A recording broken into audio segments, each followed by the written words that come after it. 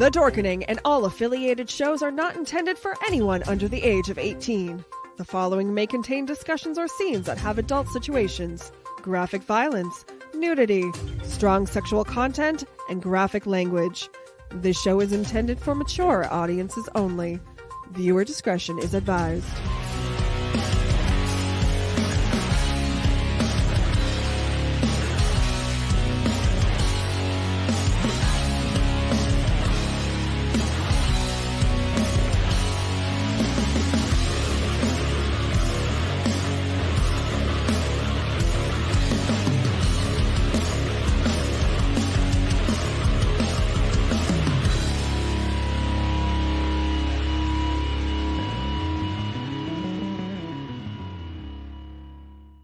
Rise and shine, my sinners. When Father Evil starts his day, he gets a little deadly. Deadly Grounds coffee has the richest, smoothest flavor you'll find anywhere. It's sinfully delicious. Once you go deadly, you never go back. Order yours at getdeadly.com. Coffee's so good, it's scary.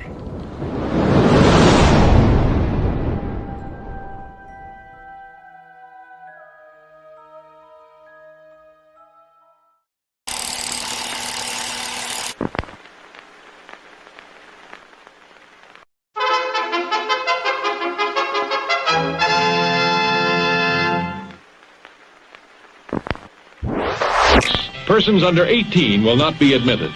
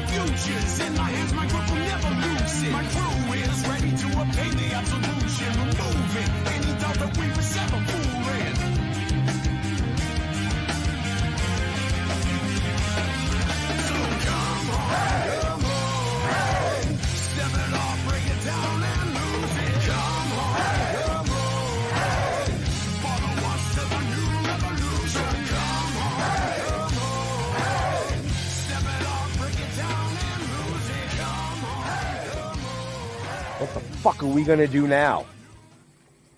Get high?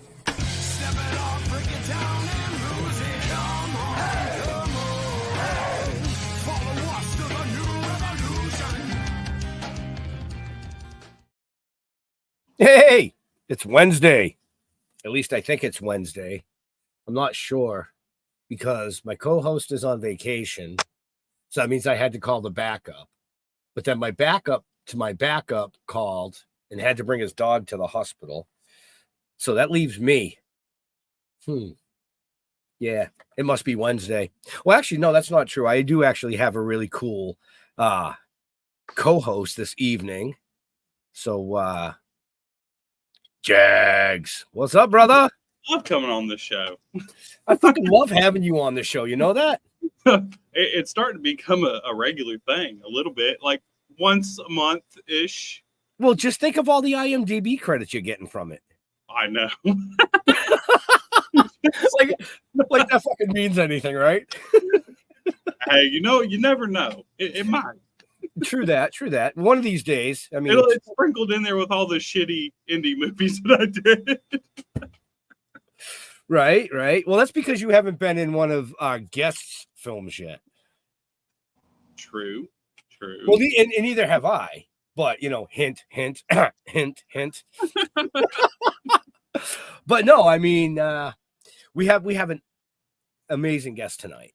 Yeah, I've chatted with this gentleman on the phone once before, and been following a lot of what he's been doing with his newest endeavor, and I'm fucking super psyched to talk to him. So let's bring him in. And I hope I don't butcher his last name, because that was the only fucking thing I didn't ask him before we went live.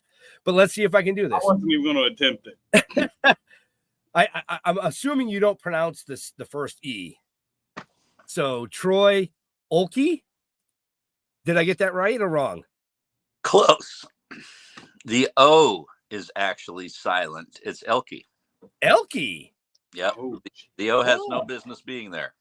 Well, then why the fuck did you put it there? I don't know. I've been stuck with it for 54 years. The fuck, man? You did that just to fuck with me. Yeah. You- No one ever gets it right. No worries. Well, hey, I was close. Usually it's like, okay, the second letter drops, so yeah, okay, that works. Yeah, and I should have known that, because my middle name's like that. I guess You don't pronounce the first letter. in Germany, it's pronounced Oelke. Oelke. I like that better. Troy Oelke is in the How you house. doing today? Hey, Oelke. Oh, well, dude, thanks for taking time out of your amazing job to come on. Thanks for having me. So what's new? What's going on? Just in the middle of a shitstorm of fun and filming and stress and crazy stuff. It's funny, when I first started this is my directorial debut, Right. I asked all my friends, director friends and everything, for bits of advice. And pretty much all of them said the same thing. Like, nothing's going to go the way you think it is, and just be prepared for shit to happen. So, be ready to improvise. And yeah, that's exactly how it's been. But I saw a lot of like the behind the scenes stuff that you have been sharing. And I think one of my favorites was you guys were doing a night shoot and it started fucking raining. yeah. Now we just did our big gas station scene, and like 2 days before it, I've got someone flying in from out of state, and 2 days before it, the weather says not only is it going to rain, but it has a name. It's a atmospheric river, and so we had to deal with that in the wind, and it was bananas. Dude, that's fucking hilarious. I'm sorry. It's not hilarious, but it is. So, but the film we're talking about right now is Earth versus Werewolves from Mars. Yes. Which now, is your... Go ahead. What was that? I'm sorry. That's the shooting title. The shooting title. Yes. Now, that's not going to be the finished title? No. Why? See, now you're fucking with me again. Well, the truth is, the original story that I wrote that I turned into a screenplay and now I'm directing is it had a keyword in it that we were afraid, and that I was given advice by a few people that in the Indiegogo fundraising world, that there have been people who raised a bunch of money, and at the end they said, no, we're not. The third party that issues the checks said no, because I don't like something about your stuff, one of the words in it perhaps. So we took no chances. Gotcha. In case you folks are wondering or want to donate to this amazing film, it is in the ticker down below. It's also in the show notes up above or down below, along with all Troy's information. But so tell us a little bit about this film. It's based in, I believe, the 1950s. Sort of. Good Sort God. of. Okay, this gets a little complicated, but I'll try my best. It's the 50s, but it's the 2050s. Okay. So after World War IV, we went back to a simpler time, and we got people in 50s cars and such living the 50s life again. And we're doing this in black and white, of course, film grain and all that. Now, the catch is that in the 1940s, there was a little dictator fella, had a little tiny mustache over there in the Germany I don't know if you're big history buffs or not, but anyway, there was a fella. Okay. And, so he, you know, the story goes that he killed himself, and this story is untrue. We know this because we had a U.S. soldier who had infiltrated the Russian army and was a spy, pretending to be a Russian soldier when they got there, and he actually escaped. And so the military was so embarrassed by this, they made up the story about Argentina just so they could debunk it. But he didn't go to Argentina. He went to the moon. They've been working on a moon base for over a decade before that. So he took off. He took his scientists. He took his Ava. He took, his top soldiers, his right-hand man, his SS guys, his bunch of German shepherds, and so on, and went to the moon. And before they had gone to the moon, they were, going through the paranormal type of experiments, trying to make super soldiers and such. Mm-hmm. Well, they had come across some werewolf blood. And his right-hand man, Hans Wilhelm, they were trying experiments on him. And he was out murdering people by night. And as he was kind of, changing towards that way. And so the German propaganda machine just blamed it on this, that, the other thing, animal attacks and whatever. So anyway, after they escaped, they've been up there for 100 years building a werewolf army. And what better place to build a werewolf army than on the full moon itself? So when they had to make a run for it, they dropped something our American soldier, dressed as a spy, he picked it up, and he knew it was way too valuable to let the Russian army have. And by the time he got home with it, he realized it was too important for any army to have. So we fast forward to 2059, and we've got the kids out on Lover's Lane, and they are, they witness something descending to the earth. And from there we go, we're sticking with some slasher standards. Our werewolf is, he kills in different ways. Then he doesn't just bite and claw you. He likes likes axes and knives and guns and that kind of thing. I like the hand gestures. Yeah. So he's gonna. What I say is he's 80% werewolf, 100% Nazi. Okay. And so a werewolf's bad enough. How do you make him worse? Make him a Nazi. So now these kids and a ragtag, few others have to save the earth from these Nazi werewolves. And that makes me really bitter. Y'all remember when Rob Zombie was supposed to do the SS Werewolf Women of the SS, and it never fucking happened? It was supposed to have like Nicolas Cage in it, and yeah, and they did all this big shit, and it was supposed to be a grindhouse film, and it never fucking happened. That's what I'm hearing. Please make this happen, please. Yeah, we're in the middle of it right now. The one thing that we're doing though is Young Frankenstein.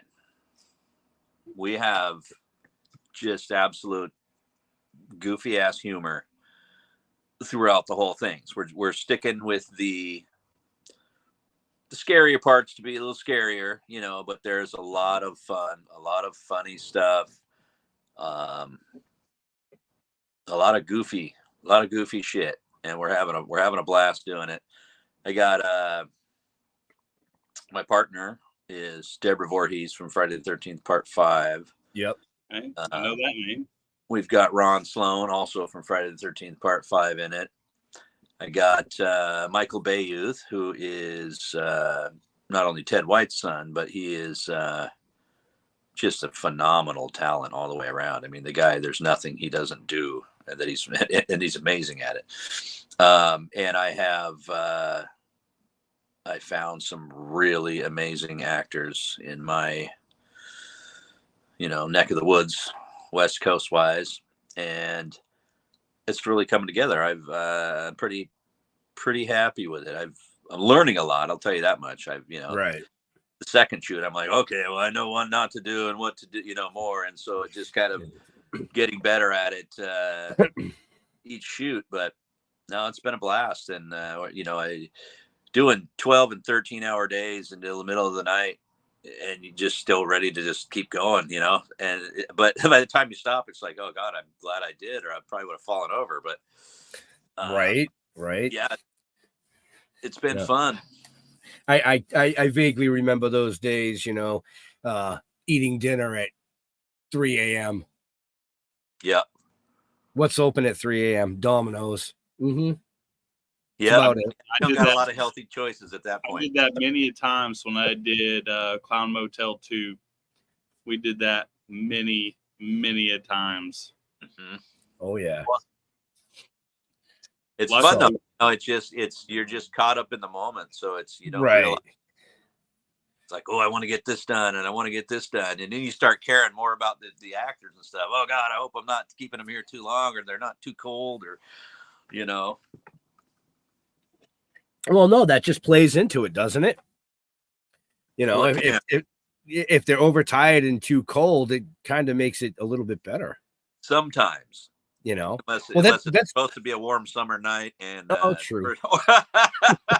And it's raining and 40 degrees. Yeah. Like, son of a bitch, why do you have a bikini on? Crappy thing about California is it is just. I remember doing a film in where was it? Lancaster. And when we first got out to the set, it was like 90 something degrees.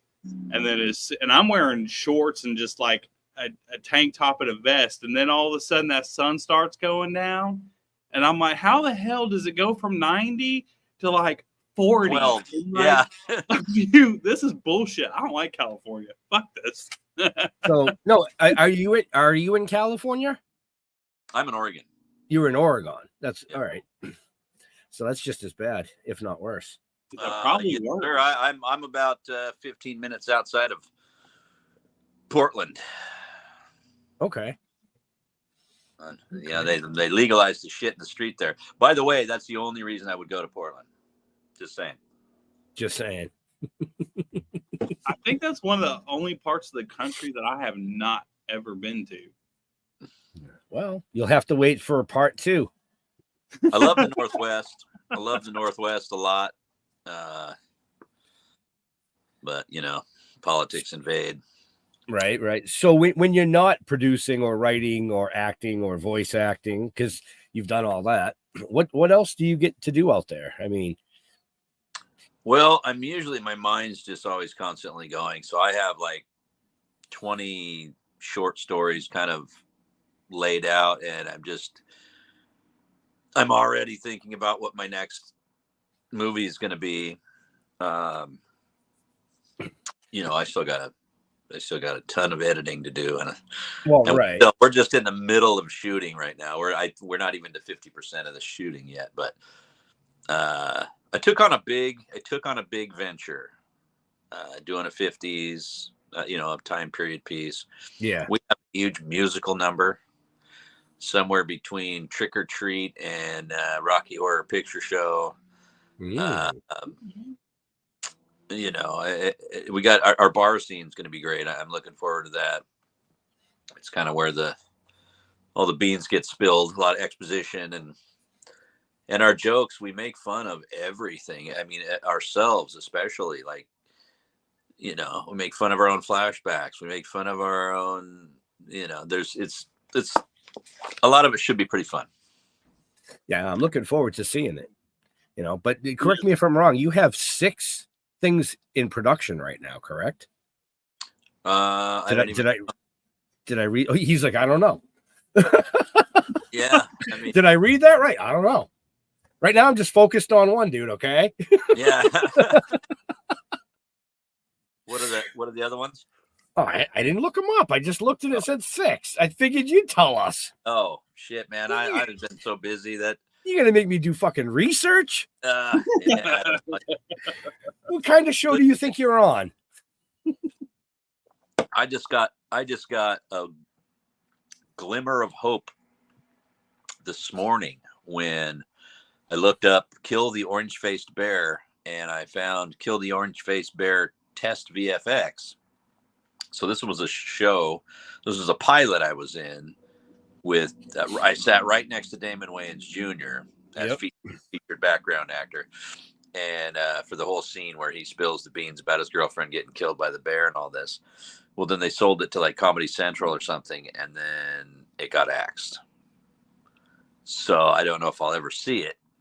I just saw some of the effects. So there was 3 bears. One was voiced by Sarah Silverman. One was voiced by, I can't remember the lady's name, and I forget the guy's name. But like the girlfriend bear kills Damon Wayans Jr.'s girlfriend, who has a twin who's dating his best friend. And the Sarah Silverman character likes the boy bear, but the boy bear is dating the girl bear who's mean and killed the lady. And I don't know why I didn't make it. It's bizarre. Oh my God. But there's still hope. Hope that comes out. Confused right now. All right. So to bring it back to the 6 in production that you've been part of, it was The Witches of Sands. Yes. Springsville. Yep. Pay to Die. Mm-hmm. Of course, Earth vs. Werewolves from Mars. Yep. Helvira's Haunted Asylum of Horror. Yes. And Friday the 13th Blood Loss. Yes. Voice work in almost all of those. Right. And yeah, no, it's a lot of fun. I did the bad guy, the main killer voice in Springfield, and I just did Zombear. I just did some voice work for that. Nice. And yeah, I got all kinds of stuff. I get lost on what's in production and what's in post production and pre production and right. But you've done a shitload of like voice stuff. Yeah. So did you find it difficult moving from that side of the mic and camera to this side of being the director, producer? No, I have like 800 best of videos on my YouTube channel of just skits, me talking to me, playing all the parts. So I've always kind of been both sides of it, one way or the other, you know. Right. But what I especially like about the directing and stuff is that I don't have to be I don't have to be everybody. I don't have to be anybody. I can actually ask someone that, you know, is more fitting for the part, you know, and that kind of thing to actually play the parts. And it's just as neat sitting back and putting the puzzle together and, you know, getting some people, and sometimes, you know, the actors, they come up with some things that work really well. Other times you got to kind of like, okay, no, a little bit more like this for this part, you know, and just all that I think is just so much fun. Absolute blast. I love the whole process. I've been doing like featured background work for, I don't know, 7 or 8 years or something like that. And being on set, I absolutely love it. Standing around for 16 hours or whatever. It's so much fun. I was just in a movie with, well, I can't really say, but she is in something that rhymes with Guardians of the Galaxy. And anyway, and she's in oh shit, her character's name may or may not have rhymed something with like Mebulus or something like that.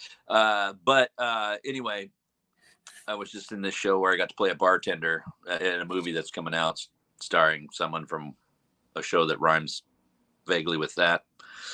And just like 2 weeks ago, right in the middle of filming this movie, I run over there and do that real quick, and that was fun. Wow. You've been in now you did some other voice work, and one of the ones that caught my eye because I actually watched it a while back, actually a couple of years ago, was 13 Fanboy. Yep. Which I've heard about that, but I haven't watched it, and I've seen it. It was really cool. I actually enjoyed it. Was on Tubi? I think it was Tubi that I've seen it on. I think it was Tubi I watched. I don't know. I got one of those smart TVs. I go through the fucking things. I've ran across it, but I haven't watched it yet. So you have it's all Friday the 13th alumni. Yeah. Some abused kid was locked in the basement. All he had was all the Friday the 13th movies, and so he wrote them and wrote them and wrote them, and they didn't write back. So now he's killing them off as themselves. And pretty cool concept. Yeah, because Deborah Voorhees was in that. Yeah. Along with everything. D. Wallace. Yeah. You know, Deborah's. I don't think Deborah's the only one we haven't had on the show. We had Dee on the show, so we've had quite a few of them on, actually. Yeah, she's a hoot. Yeah. Oh shit! I'm not even paying attention to the chat over here. Sorry, people. Sorry, everybody in the chat that's watching and actually typing stuff. I'm used to having another co-host or a backup co-host where I can actually gain and trail off to what I'm supposed to do. But unfortunately, tonight it's fortunately, I should say, we get to have all the fucking fun. I know, right? I'm fine with that. So, Dustin, got some questions for this gentleman here? So as far as like what you've done, is there anything that you really prefer doing as far as like acting, voice acting, directing? Well, I really do love voice acting, but right now I'm in the middle of my directorial debut, and while it's a lot of work, but this is where I belong. This is the way that the best way for me to turn my visions into products, or, something tangible. And, I spent a lot of time on the story and then the screenplay, and then just to get it to where it's at so far here, or like 2 years in. Right. So,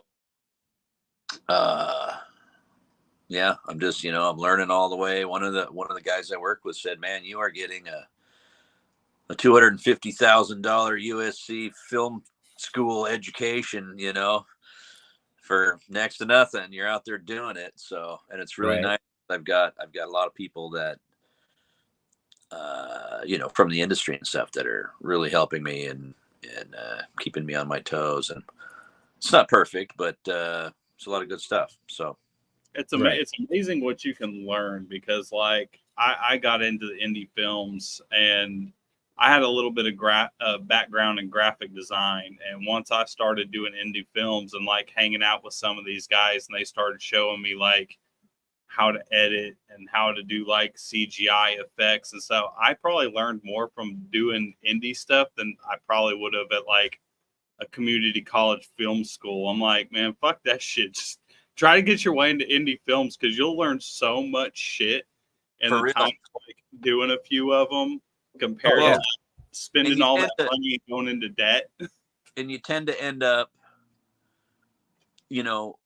let's say horror films. If you're really into horror films, you tend to end up in the horror films. You tend to learn about shit that you like, that you're interested in. And so, where a certain school, there may be some foundational things to learn and everything, but then you're going to learn 80% of the shit you'll never use, Right. And just getting hands-on, focused on what your interests are, I think is invaluable. Right. And I can weigh in on that. I mean, when we were filming down in New York, we would get to the studio at 7 a.m., build all the sets for the day, set all the lighting, then into makeup and costume, and then back on set to act.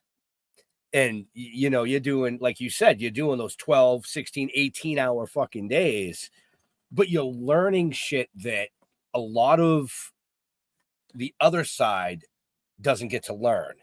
Right. Being outside of the indie, like your Hollywood style actors. I mean, they just go sit in a trailer, hair, makeup, back in the trailer. Where on the indie side, you actually can hang around the set and be like, oh, okay, I can see why Troy picked that angle or that lighting for that scene. And it's funny because I come in, I am catering, I am location scout, I am costume, I am special effects, I am director. I am my own PA. I am lighting. I am, I might as well be whole. I just need one of those guys put the big backpacks on with the whole band thing. I just need like the boom mic coming over my back with a camera and, some roller skates for a dolly. But right. no, I got great cameraman. I got some people running sound doing a really good job, and picking up a little more help now, which is nice. Super relieving because I'm wearing a lot of hats, and I what got me to that was that you were saying how they walk in and whatever on the big Hollywood sets, and I'm like, yeah, the director walks in and he says, all right, you hand me this and you get that, and I'm like, no, hey, who's got that's me. Shit. Yep. Who's fucking idiot who forgot to do, that's also me. Shit. Where the hell did I put the chip? Where is it? Where is it? There. Oh shit. Quick, somebody run to Walmart, get me another one. Oh, never mind, here it is. I had it. Yeah, right. You're on your way back. That's right. I found it. Hurry up and get back here. You're in the next fucking scene. It was in my pocket. Who knew? Right. So how hard has it been on getting the money to create these? And I know a lot of people, because I've seen in a bunch of chats on Facebook and stuff like that everybody says it's the most hardest thing to do is to raise money to make a film, and half of them say it's not even worth it. Because a lot of the times, most of your indie films never even make it to a shelf or much less viewed at all. So yeah, I decided to take on, because I've been a part of a lot of campaigns. I've helped with a lot of campaigns. And I decided to go the route of crowdfunding because I have a lot of people in the industry, and everybody knows that I make goofy skits and stuff. And, it really did start off slower than I thought. But everybody's telling me just keep patient, keep with it, and there are certain kind of strategies you go with. But I'm really fortunate because I'm shooting a 50s film. But I went down last year to our local car show. Hi, my name's Troy. I noticed your 50s car. You want it to be in a movie.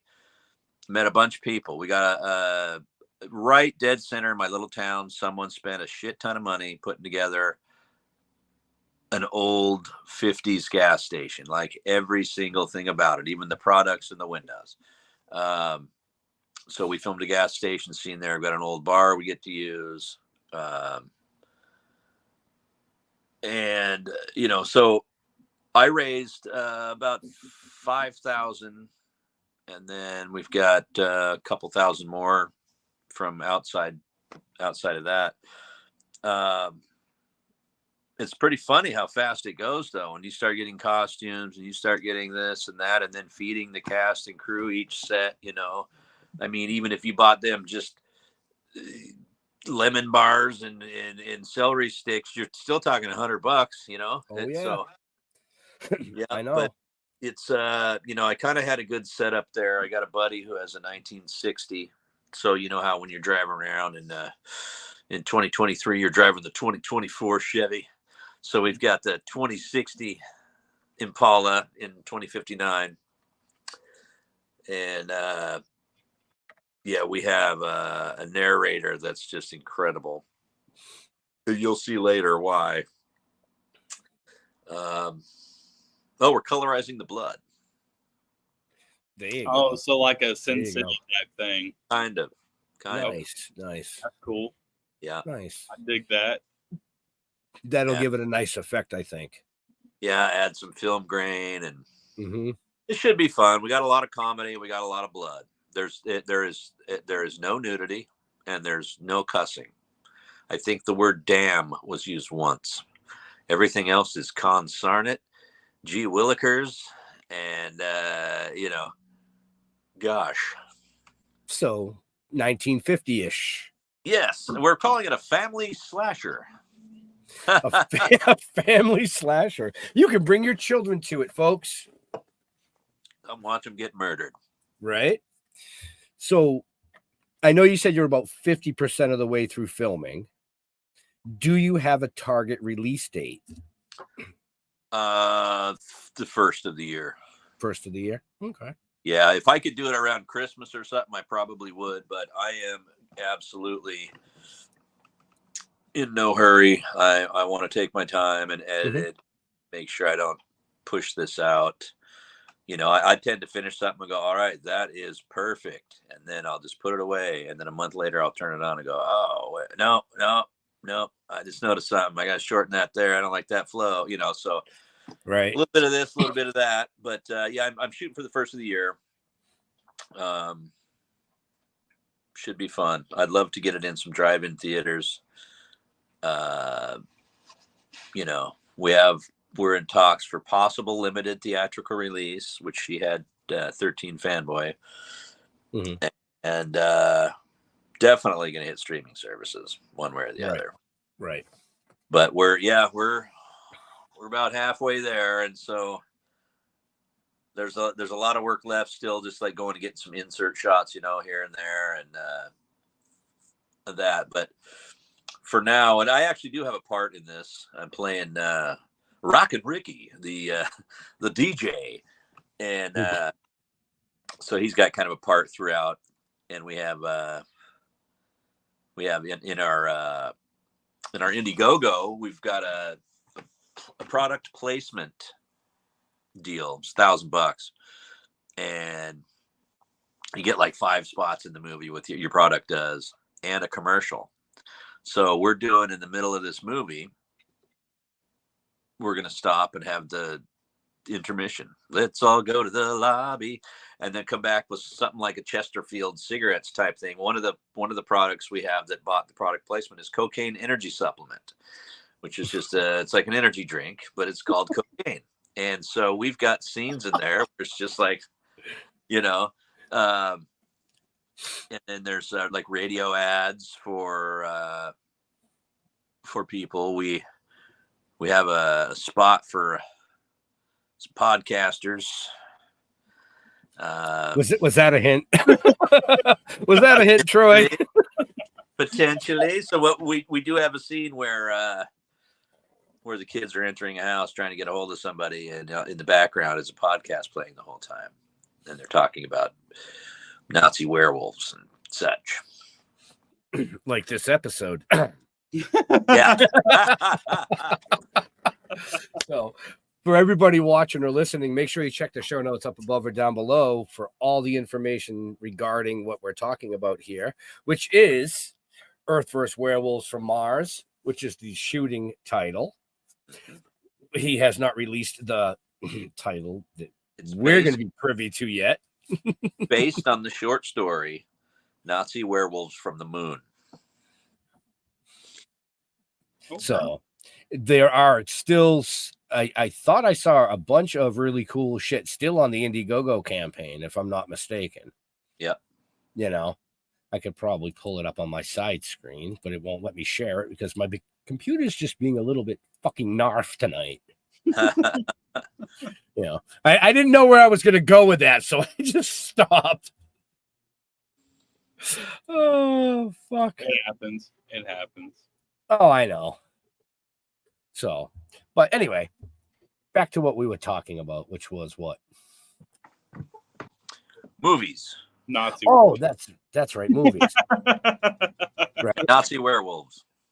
Nazi werewolves. Where did it go? Hey, I was showing that. Don't play with me. Don't. It's all right, Ben. Don't go click happy now. Just I hit the wrong button. calm it down, man. As long as I don't hit the exit stream button, we're good. I actually have a question. So, do you have a film or a project as of right now that has been your favorite, minus what you're doing on your own right now? Well,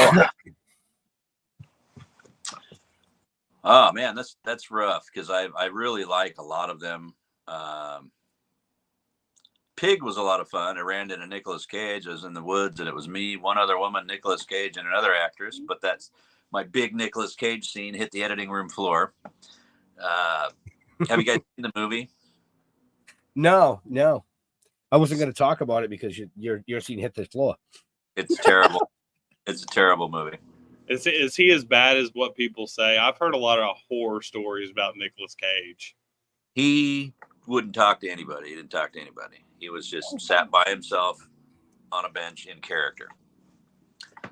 So, but yeah, the movie, you know, someone steals his pig, and so he goes and asks people, "Have you seen my pig?" And they're like, "No." And then the one guy's like, "Sorry, spoiler alert. Sorry, the tweakers I hired to kidnap and accidentally killed it." Oh, and then he goes home and goes to bed and cries. I mean, they missed all this John Wick revenge moments that he could have fucked people up, man. He could have. That's what I was thinking. This movie. Oh, you took my dog. You took my pig. I'm gonna, you know. No. It was just no. I don't like it. He's all no. No. So I actually did pull it up off screen to talk about where did it just go? Oh, there it is. So some of the perks, folks, I mean, you can get your face on a wanted poster. Mm-hmm. You know, there's still some of those available. IMDb station. What's that? That'll be in the police station and in the police station scene. Okay. So you can get your photo in the movie. Mm-hmm. You can your best or worst dad joke. Yeah. There's still one spot left for your artwork to be on screen. Business mentions, radio ads, associated producers still available. Some screen used props, I see. Mm-hmm. Your business in a commercial. Oh, hell, look at this. You can join the cast, folks. There's 3 left. 3. You can join the cast. You can actually be in this. Yep. Or you can go even better. There's 2 of these left. You could die on the fucking screen. There you go. Yep. You can fucking die on the screen. I'm just telling you. Go check this out, man. I'm looking at them. I'm like, ooh. You ever die in a horror movie? Let's see. There you go sell some fucking feet pics and give them your money. Right? I was just gonna say, okay, let's see. I got that edition coming. I got that big edition that I gotta build soon. So if I add that much plus my travel plus my food to that, Hey, just sell some feet pics, man. Just feet pics. Yeah, you don't man. want to see my feet. Hey, just paint your toenails up, shave the top of your feet. You know, Some werewolf feet. Why do they have something called hobbitfeet.com? There might be. I mean, people are into weird shit nowadays. So I'm just saying. Yeah, that is true. That is true. You never know. It could fucking work, man. You might make like 15 grand tonight and just drop that shit and go. Totally. I mean, just throw some, toenail polish on there, some, pretty toenail polish. Yeah. Maybe some red with some sparkles. Right. So, no, that's there's some pretty cool shit. I remember looking at this like 3 or 4 weeks ago, and I was like, wow, this guy's got his Indiegogo on point. Try to make it fun, I like people to be able to participate. I just think that people like to do that. So I'd love to give them a chance to come down and, maybe this would be the only chance you'll ever have to play a werewolf in a movie or to die in a movie or, Yeah. And I'm not even going to get into price points. It's right there ticking at the bottom of the screen, folks. It's also in the show notes. You can go check out the price points, but it's actually priced relatively inexpensive. Yeah, I tried to stay kind of lower on the lower end. Considering some of the ones that I've seen. Yeah, I've seen some astronomical shit out there in my day. I've had so many directors send me and be like, "Oh, you could play a part for 10 grand." I'm like, who the hell's got 10 grand to just pull out their ass and be like, "All right, I'm gonna be in an indie film. Here's my 10 grand." Yeah, right? I'd be like, "Shit, I'll use that to make my own movie." Yeah, no shit. Yeah. If I spent 10 grand to be in a movie, I'd be homeless. Yeah, and divorced. Yeah, better be a damn good movie. Right. I don't think you're going to see your investment back. Well, and that's what I was saying about the price point. It's a very small investment to be part of something, you never know when it comes to independent where that something is going to go. I mean, look at stuff like The Evil Dead. Yep. The Evil Dead, even Toxic Avenger, the original. I mean, some of these films were shot for really, and I call it low budget because it's not Hollywood money, but low budget film that became huge fucking cult classics.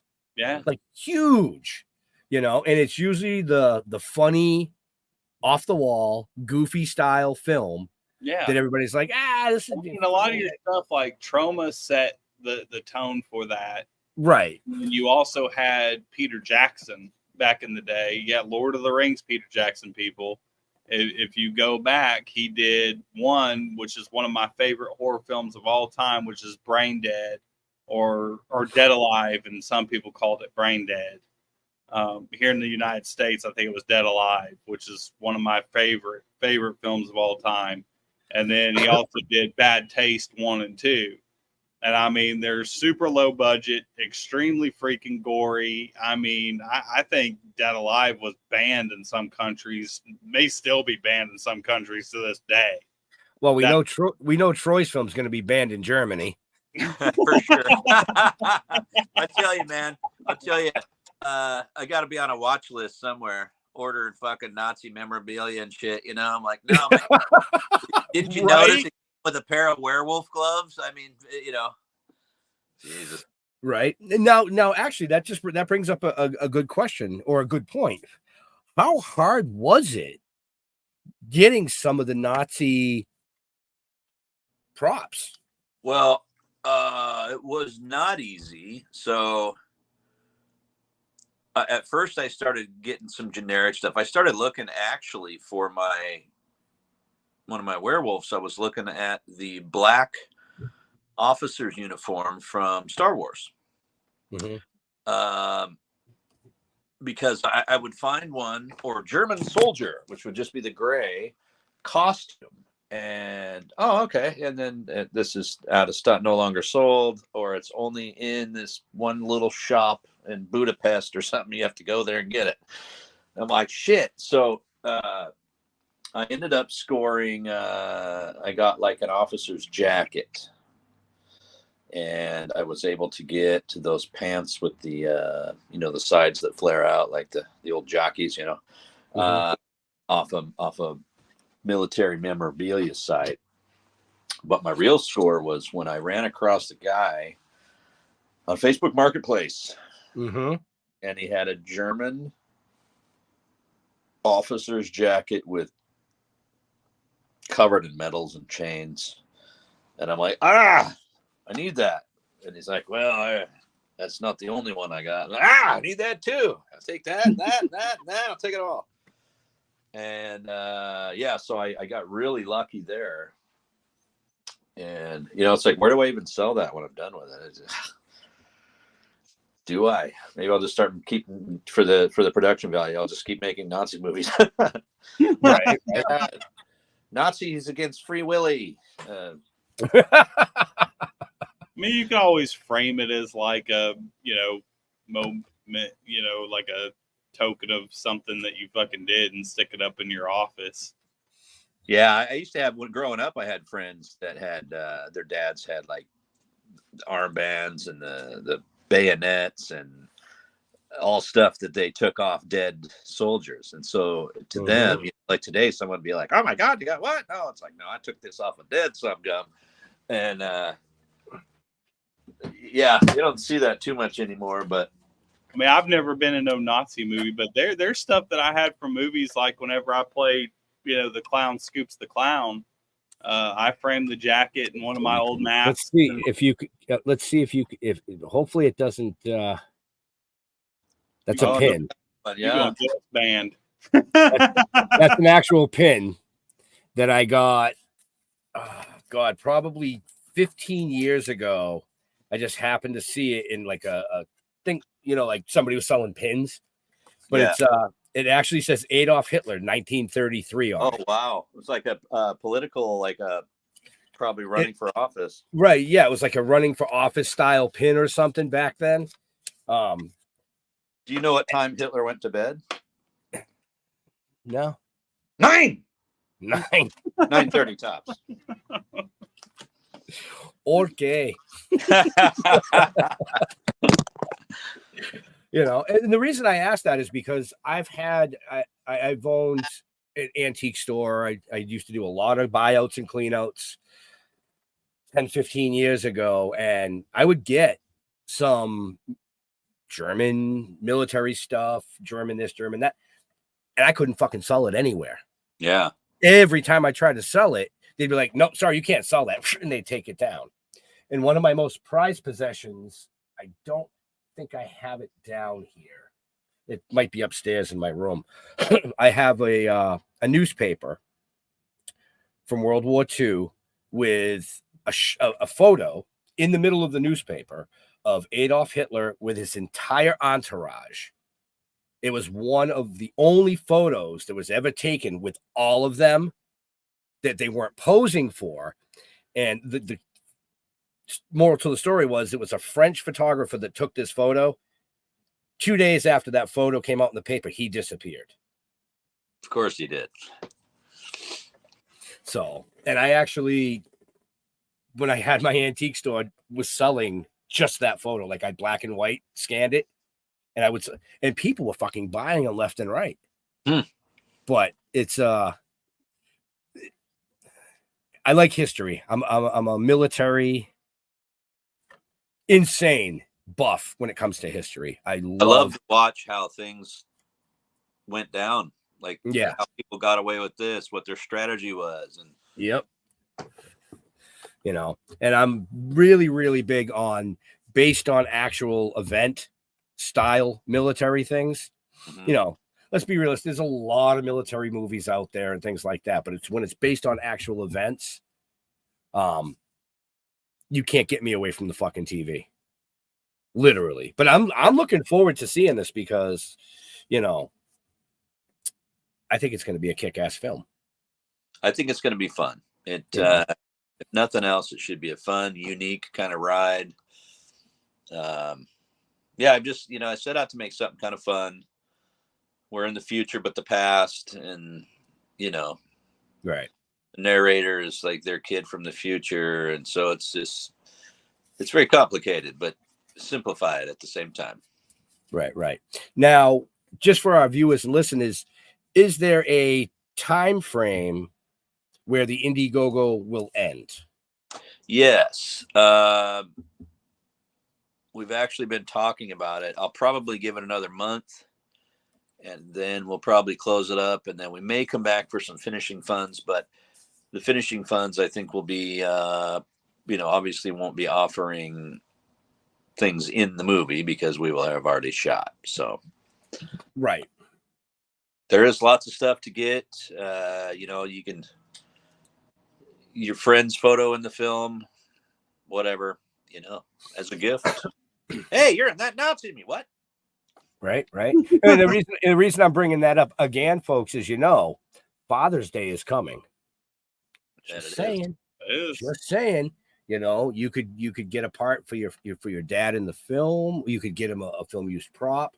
You could get his face as a wanted poster. You could get him killed. I mean, listen, most kids would love that right now. It's fake though. It's fake. Yeah. Don't be like that. Still gonna come home. Yeah, don't be like some of those other people out there that are actually doing it for real. Yeah. Just saying. It's all in the film, folks.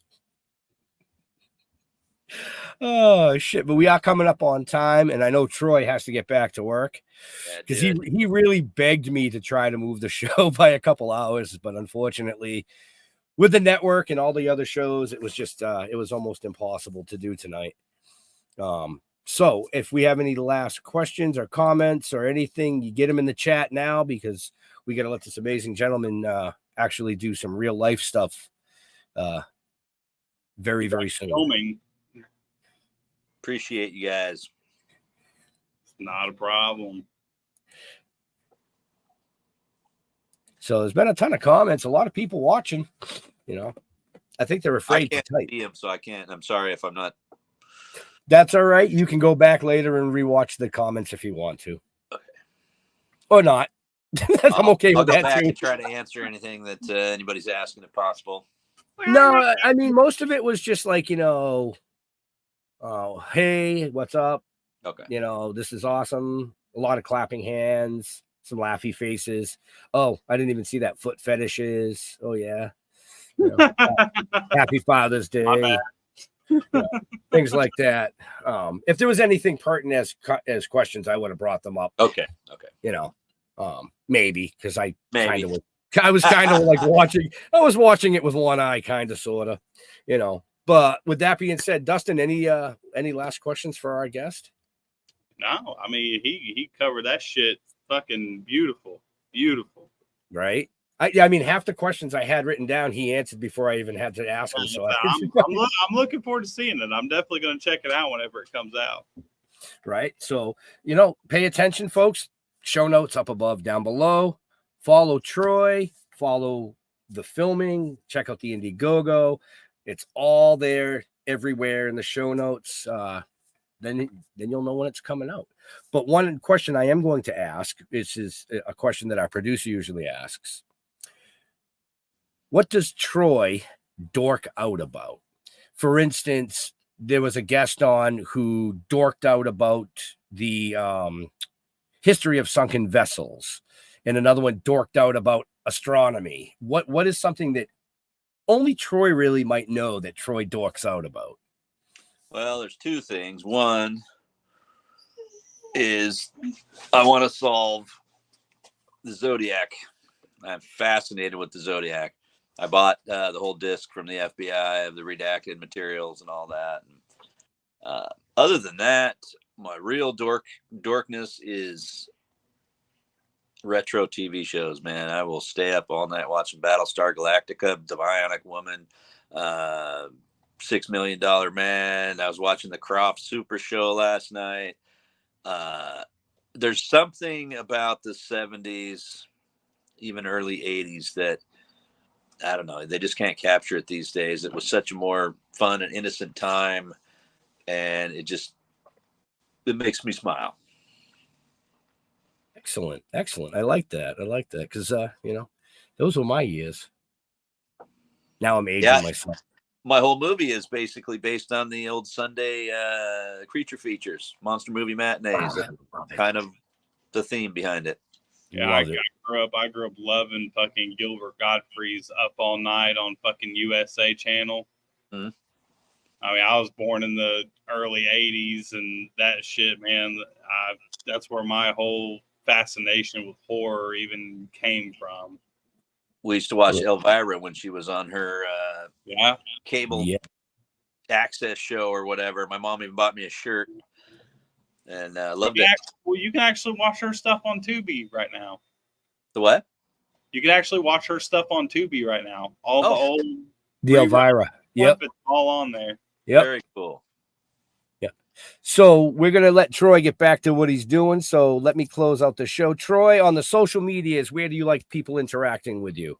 Well, Troy Oelke, OELKE at Facebook.com. That's my main thing. And there's also Troy Oelke at yahoo.com if you want to send me an email. That's pretty much it. Wow, he's very simple, folks. I only use my other stuff to troll people and be a jerk. So those are different names. Nice. Jags. What up? So you guys can catch me on Hellfire Entertainment Media Group. Usually every Friday night, we've got Sound Injection. I am one of the hosts. This weekend, we will have Eden on Fire. So 9 o'clock Eastern, 8 Central Standard Time. We're actually going to be doing a premiere of their new video that's coming out. So check me out on there. We got a bunch of other stuff coming out. Hellfire Radio is coming back. So check us out with that. Hell yeah. Super stoked about all that too. My brother from another mother putting in work. So I'd like to thank Troy for coming and hanging out with us tonight. giving us the 411, or should I say the 911, on what's coming out here with his latest endeavor. Check the show notes up above or down below. Don't miss out on this Indiegogo. I'm telling you, I'm sure if you reach deep into the back seat of your car, you might find enough change. Because I know I would, big shout out to Dustin Jags for coming and saving my ass tonight as my co-host, because everybody else is taking a little vacation or siesta. But in all seriousness, folks, to all our veterans and first responders, we want to thank you for doing what you do so people like us can do what we do. Stay safe. We'll see you next week. We are going to be out of here when Ben can find the right button, and there it is.